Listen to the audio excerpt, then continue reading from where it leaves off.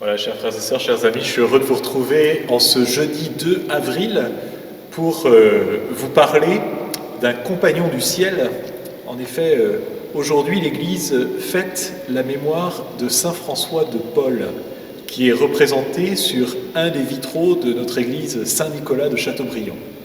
Alors c'est assez étonnant qu'il soit représenté parce qu'il ne fait pas partie des saints les plus populaires de notre région, mais c'est un trait d'union entre la France et l'Italie. Alors si vous voulez bien, je vais vous raconter son histoire, et puis c'est peut-être une invitation aussi, comme nous le faisons déjà depuis quelques jours, à profiter de ce temps de confinement pour lire des histoires de saints, pour se laisser édifier par eux. Déjà pour vous dire que un saint, c'est quelqu'un qui se laisse traverser par la lumière de Dieu, qui rayonne d'une façon singulière la lumière de Dieu. Et cette lumière du Seigneur, elle est multicolore.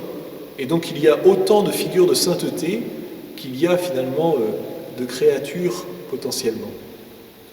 Alors Saint François de Paule, il est né en Calabre, dans le sud de l'Italie, dans une petite ville qui s'appelle Paola, d'où son nom de François de Paule.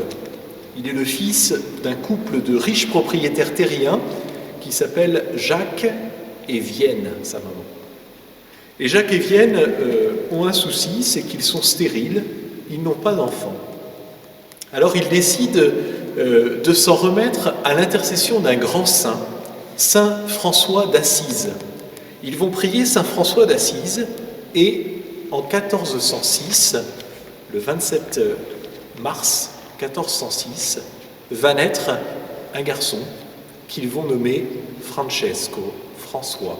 Le petit François de Paule est né donc grâce à l'intercession du Poverello d'Assise. Et ça va donner une certaine connotation à toute sa vie.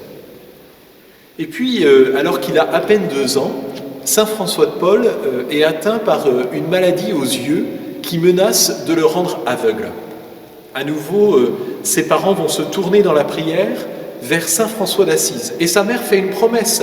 Elle dit: si tu le guéris de ses yeux, eh bien, pendant son adolescence, François ira 1 an comme oblat dans un monastère franciscain. Évidemment, le petit Francesco est guéri. Ce qui fait que lorsqu'il a atteint ses 13 ans, il est allé vivre, pour respecter la promesse de sa mère, pendant 1 an chez les franciscains. Et cette expérience l'a beaucoup marqué. Il a aimé cette vie toute évangélique de joie auprès des autres frères de la communauté. Et puis, au bout d'1 an, il retourne chez ses parents et ses parents entreprennent un grand pèlerinage. Ils vont aller à Assise, ils vont aller à Rome, ils vont aller à Lorette, bref, ils vont faire tous les pèlerinages de l'Italie. Et Francesco, le petit François de Paule, a déjà un goût pour la vie mystique. Et donc, en rentrant de ce pèlerinage, il va décider de vivre comme un pauvre. Il se retire donc dans un coin de la propriété de ses parents et il va y fonder un ermitage. Et dans cet ermitage, il va se faire une réputation de sainteté. En effet, il vit très simplement tout tourné vers le Seigneur, ce qui fait que sa vie prend un tour absolument miraculeux. Ceux qui s'approchent du Seigneur voient leur vie transformée. Et la vie de François de Paule est pleine de miracles. C'est sans doute un des saints qui a fait le plus de miracles. Alors, un premier miracle que je vous raconte, c'est qu'un jour arrive un faon dans son ermitage, un faon, une biche, qui est pourchassé par des chasseurs. Et donc, François de Paule va recueillir ce faon, il va le consoler et il va accueillir les chasseurs et il va les convertir. Et ces chasseurs vont devenir les premiers ermites qui vont constituer le groupe de disciples qui veulent vivre la vie de François dans cet ermitage. Il va donc y avoir une petite communauté qui va se créer autour de François de Paule.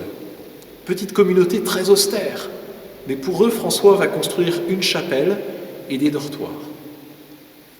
Et puis, il fait tellement de miracles qu'il jouit d'une certaine réputation. Je vous raconte un miracle que j'aime beaucoup. parce que je trouve ça absolument extraordinaire et j'avoue que j'aurais bien aimé assister à la scène. Il faut que vous imaginiez, un jour, François de Paul a besoin de se rendre avec un disciple en Sicile. Et donc pour aller en Sicile, il doit franchir le détroit, le bras de mer qui le sépare de la Sicile. Et donc il se présente auprès des marins qui sont sur le bord et il demande à traverser. Mais aucun marin n'accepte de le laisser passer parce que son aspect est tellement pauvre et misérable qu'ils se disent « Oh, celui-là, de toute façon, il ne nous payera jamais la traversée. » Qu'à cela ne tienne, François de Paul a confiance dans le Seigneur, alors il va retirer son manteau, il va l'étendre sur la mer et il va traverser le bras de mer debout sur son manteau avec son disciple. Un peu comme un paddle, si vous voulez. Alors c'est absolument extraordinaire parce que moi j'aurais aimé voir la tête du marin qui se fait doubler sur l'eau par François de Paul sur son manteau. Il y a deux solutions.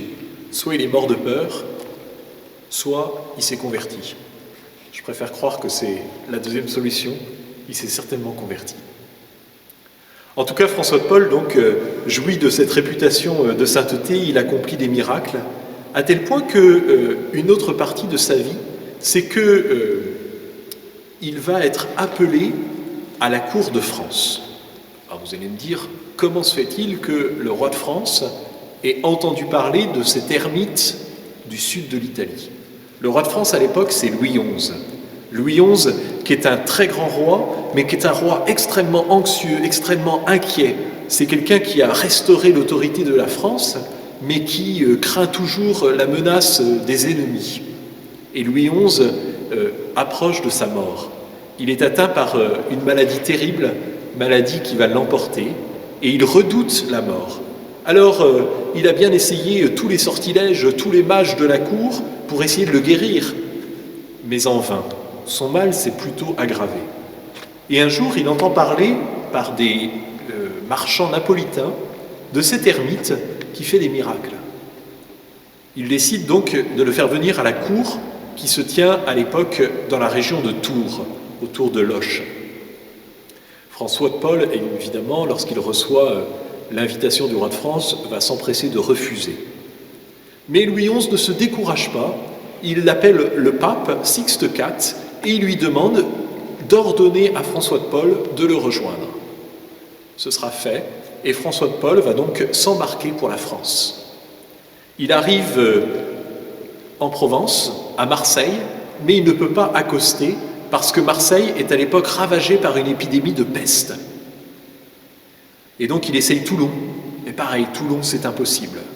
Bref, il va finir par débarquer en France, guérir miraculeusement tous ceux qui sont atteints par cette épidémie, et il va commencer son voyage vers le centre de la France, vers la région centre, comme on dirait aujourd'hui, vers la cour de France. Arrivé à la cour, il ne va pas faire un miracle pour le roi. Il ne va pas le sauver physiquement de la mort. Le roi Louis XI va mourir en 1483. Mais François de Paul va sauver son âme. Et c'est peut-être là le plus grand miracle. C'est-à-dire qu'il va aider le roi à se préparer à sa mort. François de Paul, sur les instances du successeur de Louis XI, Charles VIII, va rester à la cour de France. Et il va y rester 25 ans. En effet, il est réputé pour sa sainteté. C'est un homme tout simple, à tel point que le peuple qui fréquente la cour de France l'appelle le bonhomme. C'est le bonhomme. Et ce bonhomme, donc, il va faire des miracles, il va faire des guérisons, il va convertir aussi des âmes à cette cour de France.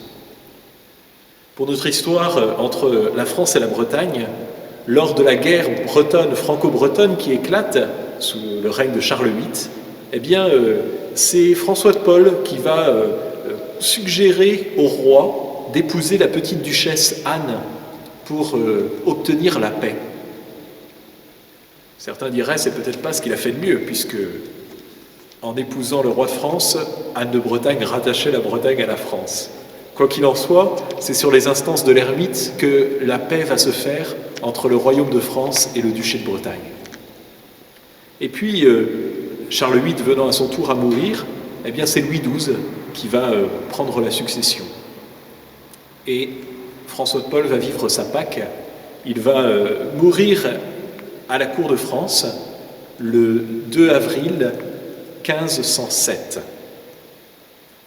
Voilà, frères et sœurs, cette histoire tout à fait singulière de saint François de Paul, ce bel ermite qui un jour avait reçu de l'archange Gabriel en personne, de l'archange Michel, pardon, en personne, un bouclier rayonnant sur lequel était écrit sa devise, Caritas, charité. C'est une belle invitation pour nous à nous tourner résolument vers le Seigneur, à faire preuve de charité, c'est-à-dire d'amour, à chercher le bien de nos frères, à chercher le bien de nos âmes. Et peut-être que nous pouvons demander à saint François de Paul, lui qui fut un saint tout tourné vers le Seigneur, demander à saint François de Paul la grâce de la confiance et de la charité. Bonne fête à saint François de Paul et bonne journée à tous.